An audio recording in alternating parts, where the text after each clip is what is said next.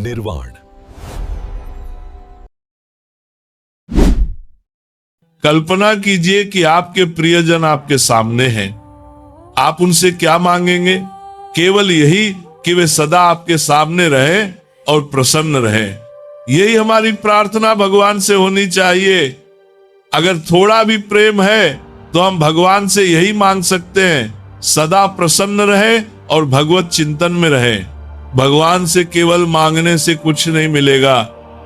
जो मांग पूरी होती है वह उसकी साधना और अनुष्ठान के अनुसार होती है। ध्रुव जी ने 6 महीने तक ऐसा तप किया कि ब्रह्मांड की वायु भी रुक गई। साधना के बिना मांग अधूरी रहती है। तो पहले अपना मन, वचन और शरीर भगवान के लिए समर्पित करें, तभी भगवान आपकी प्रार्थना सुनते हैं। भगवान का विधान कभी मनमाना नहीं होता। जो कानून और साधना के अनुसार है वही पूर्ण होता है। हमारे कर्म और पुण्य के अनुसार ही भगवान हमारी मांग पूरी करते हैं। यदि हम घर वाले बन जाते हैं तो योगक्षेमम व्यम, हमारे जीवन की व्यवस्था स्वतः पूर्ण हो जाती है, क्योंकि मालिक भगवान है और हम उनके सेवक। भगवान से मांग इस प्रकार रखो, मैं आपका सेवक हूँ, आप सर्वज्ञ हैं, हमारे घर और जीवन की आवश्यकताओं को आप जाने। मैं केवल यह प्रार्थना करता हूँ कि आप मेरी भक्ति और नाम जप को स्वीकार करें, इतना ही पर्याप्त है। भजन और नाम जप से हमारे पाप नष्ट होते हैं और जीवन मंगलमय बनता है।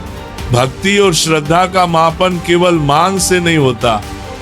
यदि हम भगवान के लिए कुछ भी नहीं कर रहे तो केवल मांगने से लाभ नहीं होगा। हमारे पास जो भी है, तन, मन, धन, सब भगवान का है। इस समर्पण में ही भक्ति और श्रद्धा की शक्ति है। जितना भजन करेंगे उतना वैभव और आनंद आपके जीवन में आएगा। संसार में दुख और सुख आते रहते हैं, लेकिन यदि हम नाम जप और भजन में लगे रहें तो सभी समस्याओं को सहने की शक्ति मिलती है। भगवान हमें केवल वही देंगे जो हमारे भजन और साधना के अनुसार उचित है।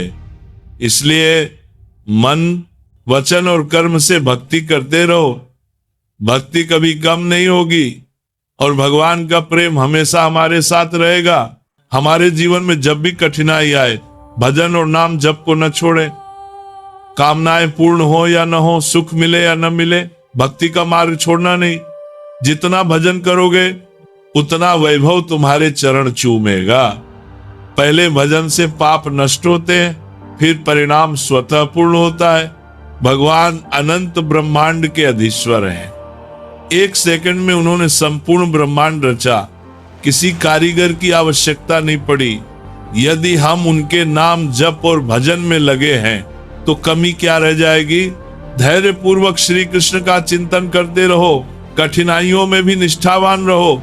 सुदामा जी जैसे साधक भजन और ध्यान में लगे रहे, परिणाम उत्कृष्ट हुआ।